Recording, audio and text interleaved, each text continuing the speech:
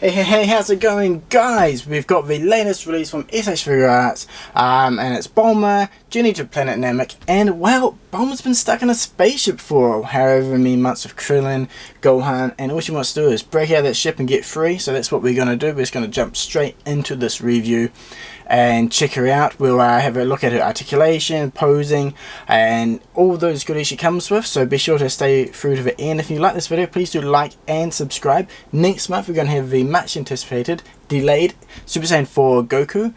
Super excited for that. But for now, we've got Bulma here. And she is a web exclusive in Japan from Premium Bandai. That's why it's got the logo down there. And it's got the silver toe sticker, as well as the quality seal. If you are new to have Tamashii figures, they do have those there as one way to spot a legitimate figure or not. As it swings around to the back here, we have a nice selection of the accessories that she comes with. The Dragonballz, her backpack, her fanny bag, bum bag, belt bag, depending on which region of the world you are in. And she does have a radar as well, which is pretty cool. And I'm assuming, like all the other radars that come before this one, it has a unique scattering of balls, which is pretty cool. And that's it for the box, so let's pop her out and have a look at what she comes with. Okay, here she goes with all her accessories, and actually she comes with a decent amount for such a small packaging. So obviously in the centre here we've got Bulma herself in her iconic Namek outfit, and starting from the top left here we've got her adventurous hat. Now if you've only watched her anime, you might be wondering, where is this from? It's kind of a bit random. Well, actually in the manga there's a cover panel, the chapter art I believe, where she is wearing this adventurous hat, which is pretty cool that they've included it in with this figure. It's a bit of a nice additional accessory.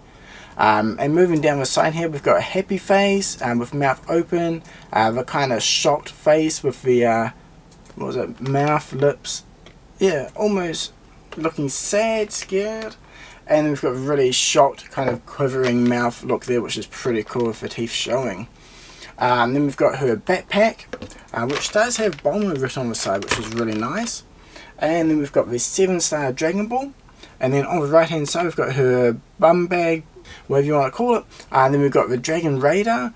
And yeah, the printing on that looks really good. Can't really get a closer look soon, but I do have the Hong Kong exclusive Bulma here just to show that the Dragon Radar patterns are different. It might be a bit hard to see on the video, but if you jump on rockchala.com, which is linked below, you'll be able to find each one of these figures on the reference page there. We can get a good closer look at those. But that's one of those little small details that I love about these figures, that they do go to the extra effort of changing the way the Dragonballz look on the radars that come with the figures. Moving down, we've got the gripping hand. I believe that's probably for holding the radar. We've got the 2 pointing fingers, and then kind of an open hand gripping poses there for the hands, which is pretty cool. So yeah, let's take it out, get a closer look at her overall finish, and then we can go over to the articulation. Okay, so go to out of her packaging now, and first thing I want to say, the yellow on this is actually really nice. It's not quite canary yellow or mustard. It does have a bit of a difference in colour in there, which I do think looks quite nice. It kind of gives her that whole kind of slightly dirty look that she's been on a foreign planet, which is pretty nice. Yeah, the orange on the boots are nice. If you remember from the original photos, they didn't have these parts coloured black, and there was a bit of an uproar about that. Apparently they uploaded the wrong images. But either way, it looks really nice with the black and orange there, so I'm definitely glad, whatever reason being, that they've gone with this look. Yeah, the green over here is really nice as well, and yeah, the lines and the sculpting on her jacket is pretty good too. You've got some folds up on the top here, got the pockets and the seam lines as well. So overall that styling there looks really nice. So yeah, before we put on the extra belt accessory and backpack, we'll do that towards the end of the video. That way we can have a good look at articulation without anything getting in the way. Okay, for the articulation, starting at the top with the head, yeah, actually she has a decent range going up and down. She can actually kind of get that nice looking forward look as well as up.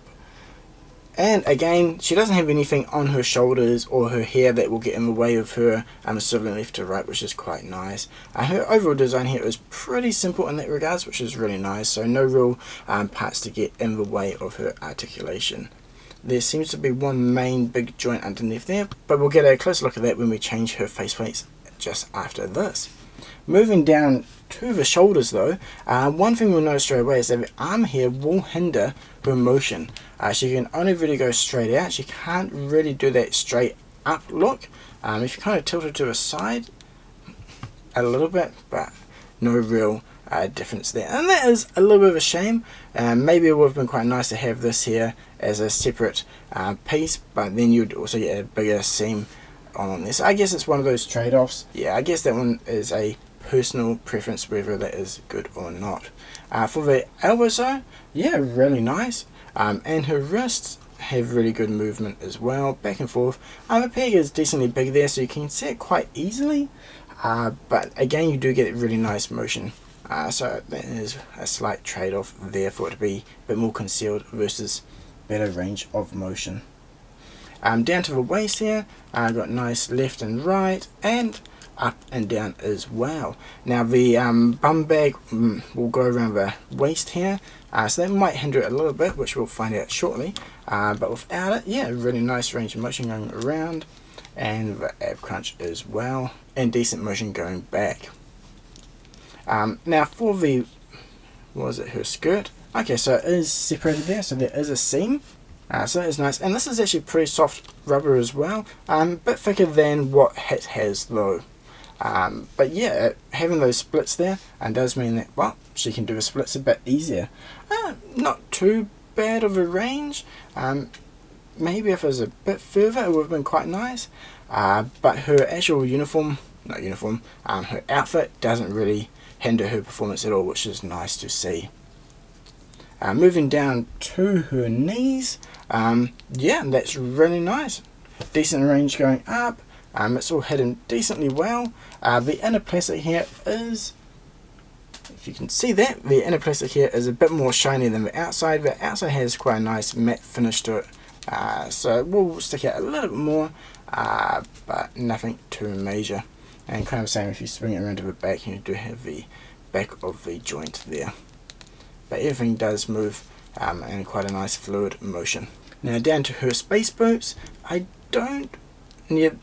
doesn't really move left or right on there too well, but the feet, they do have a okay range up and down, and some decent side motion actually, decent tilt going on there, and then you've got the toe tip articulation. The legs do swivel around left and right. Actually get a decent range here. You can almost go all the way in and almost all the way out. So yeah, decent range on her leg twist.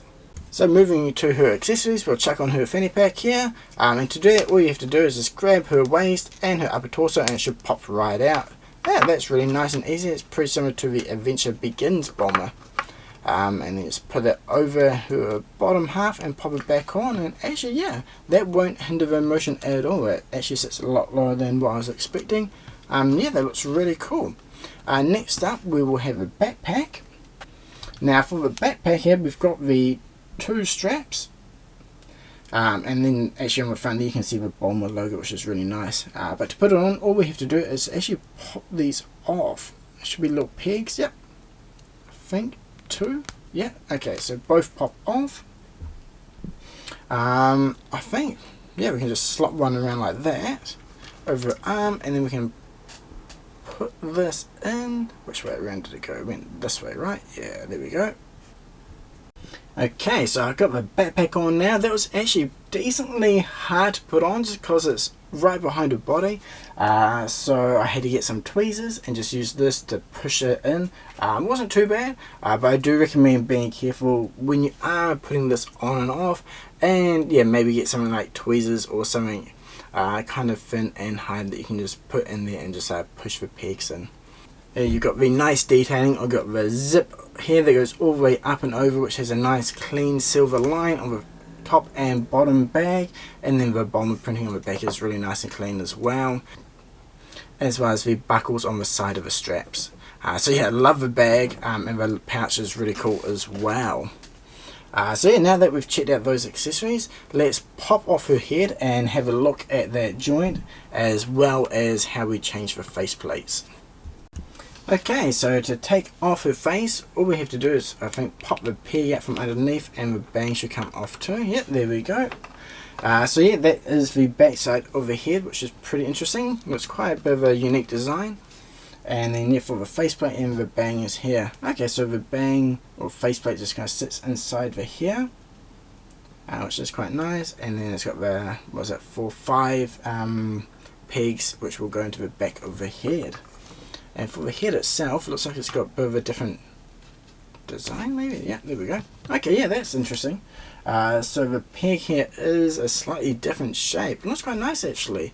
I wonder if they've done this to be a bit stronger. Looks like it's got quite a unique design which might come out of the actual sockets a bit easier, because that came off pretty easily then without too much force. It's always quite frustrating when you have a head that you need to take off but it's really stuck on there. This seems like it might be a lot harder to break those neck pegs, which is pretty cool. So now that we've seen how we take off a faceplate, let's check out all the different plates it comes with, and then we'll put on the hat head. So this is the default face, which looks really nice. They're definitely upping their game with these faces. It's got a lovely smile smirk there. The nose has a really good sculpt on it. You can see earrings on there as well, and the printing of the eyes is lovely, as well as the eyebrows and eyelashes above. So the next faceplate we've got here is the happy open mouth Bulma, and again this looks really nice. The eyes are printed lovely. You've got the highlights in there above the pupil as well, and again the earrings, they have a nice pearl paint job on them, which is nice as well. So it almost blends into her skin. And it kind of looks white, and then kind of has that kind of nice shiny look to it. So yeah, I think they look really nice. It actually really does look like it's pearl earrings, which is pretty cool. Next up is the shocked look, which is really cool. That kind of triangle mouth shape there is really nice, wide-eyed. And you can see the detailing on the eyelashes on the side and the real tiny eyes and pupil in there. It really captures that kind of what the hell am I going to do now expression. Really nice looking. And moving up to the final face, which is probably my favourite, it's that kind of quivering mouth. You can kind of see like the little wavy lines of the bottom and top lip. The top teeth just showing there, and her eyes are kind of almost in a dazed look, where she's like, what the hell is going on? Is this frog trying to marry me? Is it like stalking me, you know? So yeah, really great capture there. Really does capture that whole stuck on Namek look that she had a lot of the time. Okay, so now we'll switch over to the hat. Okay, we'll switch over to the adventurer's hat head. Okay, let's switch over to the adventurer's hat now. To do that, all we have to do is pop off her head, and then we should be able to slot this in, and then we can attach whichever faceplate we want. Okay, I found out the secret how to put it on. The back part of the head actually pops out of a hat. So I believe what we do, we attach this to the body, then we can put the faceplate on, and then we can put the hat back on. There we go, that's actually not too bad. Okay, so here goes the was it 7-star Dragon Ball. It looks like any other Namek Dragon Ball. Awesome colour, nice printing of the stars, exactly what you would expect. Let's also pop off one of these hands and get a closer look at the Dragon Radar. Oh yeah, her wrist hands just pop off really nice, clean joints in there as well.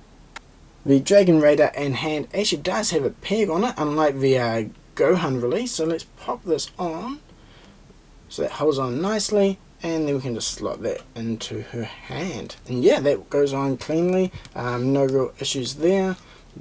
Actually, really nice joints on this figure. Okay, so this is a close-up of the radar. Hope you can see. It's actually got little bit numbers next to them this time. I think the printing's got a lot finer compared to previous radars. And yeah, I guess that is an extension of the print quality that they've been doing with the faces lately as well. Everything's just getting a lot finer and more detailed, which is pretty impressive. That is really tiny and hard to see. Yeah, it might be hard, but this actually says 1, 1, and that one over there is a 4. So yeah, that's really cool that they've got that extra detailing in there. I don't believe that was on the other radars. Okay, we've got a few characters spinning around here for a bit of a size comparison. We've got the Saiyan raised on Earth Goku, our trusty one-size-fits-all figure to compare everyone to. We've got the future husband of Bulma, Vegeta himself, and then we've got the Dragon Ball release Bulma here. Now, starting with Bulma versus Bulma, the Dragon Ball scaling is obviously slightly larger, and we kind of know that with the other figures, so actually pretty similar sizing. Bulma vs Goku, I feel like the scaling works pretty nice, is kind of what you would expect. Though Bulma vs Vegeta, Vegeta is actually a pretty big figure. He's slightly smaller than Goku, but with that volume of hair and the sizing, he is actually bigger than Bulma here, which I'm pretty sure in the show she is definitely bigger than him in terms of height. I mean, it's not the first time scaling's been a bit skewed in this line. It's no deal breaker for me. I think they both look absolutely fantastic. Even when they are next to each other, I think they'll still look really good. Okay, it's the final thoughts time. First up, I just want to say I really do like this figure. It's no real surprise, I'm generally pretty positive in general when it does come to the Dragon Ball figure art. But we'll go over the pros and cons, and then yeah, you can let me know in the comments below what you think about this release, if you're excited or not. Now, starting with the pros, the overall design, it really does capture that Namek feel, what it looked like in that saga. I mean, the Namek saga in general is epic. So many great characters made their debut in their arc, and a lot of memorable fights as well. And while Bulma wasn't too active for a lot of it, she still had her moments, and especially some good comedy relief with the Ginyu Frog. In terms of the overall articulation, yeah, I think pretty nice. The shoulder pads are a limiting factor though, so that will go into the cons. But accessories, awesome. She's got the Dragon Ball, Dragon Radar, the backpack, her belt bag, and the hat is really cool as well. And it's kind of nice little wee, somewhat gimmicky, since for most of this is an anime version release opposed to manga, but having that kind of crossover is quite nice. It does kind of help cater to both sides of the field for the fan base. It would be nice actually if they kind of do that going forward as well. Have a bit of a throwback to the manga panels or some other unique scene where they do appear. It gives you a bit more variety in the posing and collection in general. The belt buckle looks really nice, the lines along her vest, and as I mentioned before on the bag as well, the buckle and zips. And faces, yeah, I mean, they keep knocking out of the park. They keep getting better with each release. I reckon no real faults there. I think the sculpt looks really good. It looks like Bulma out of the anime. She's just jumped right off the screen. Fantastic. Now for the cons, first up, the jacket. It looks really nice, but it really could have done with some weathering, some shading. I mean, it does have the plastic lines, but it's just kind of lacking something. It just really does kind of stick out as a straight plastic. Here's yellow plastic, and that's all you get. If I think to the not that recent actually, the last year's Android re-releases, kind of similar body shape design, but they had that full-on weathering shading, and just really makes the figures pop a lot more. So if she had more of that, I think that would have just really made a big difference. The shoulder, as I mentioned earlier, the articulation there is severely limited by her design. That is a limiting factor. And though her waist articulation and around the head kind of does make up for it. The other main huge negative, huge con, she's got no screaming face. It's Bulma. She's always pissed off at someone. She should have that angry look, that screaming look, like she's about to slap Krillin for whatever reason. She needs that angry face. I don't think any of the figures actually come with one. So I hope they do something along there, with whether it's a accessory pack, maybe, dare I say it, a event exclusive face. At least give us that angry Bulma look. I mean, that's her character. She deserves to have that look in her arsenal of accessories. But yeah, overall, I feel like she's a must-have for a collection. And it's just nice to get more female characters in there. Obviously, we do have Kefla coming out soon, but she is Dragon Ball Super. So depending if you're a fan of Super or not, she may not be that high up on your list. But yeah, for Bulma, I definitely do want to get more versions of her. Obviously, we will hopefully get the Android Saga where she's holding baby Trunks, and then hopefully they go back and do re-release the other versions from Dragon Ball and maybe the Saiyan Saga as well. Though before then, hopefully we do get Bandit, Yamcha, Yajirobe, and all the other core Dragon Ball characters. But yeah, anyway, let me know in the comments below what you think about her. I will be having more images of her on Instagram, as well as 360 images on rockchala.com. Maybe a bit delayed this time, but should be up there within the next day or two. Again, thank you very much for watching. Cheers!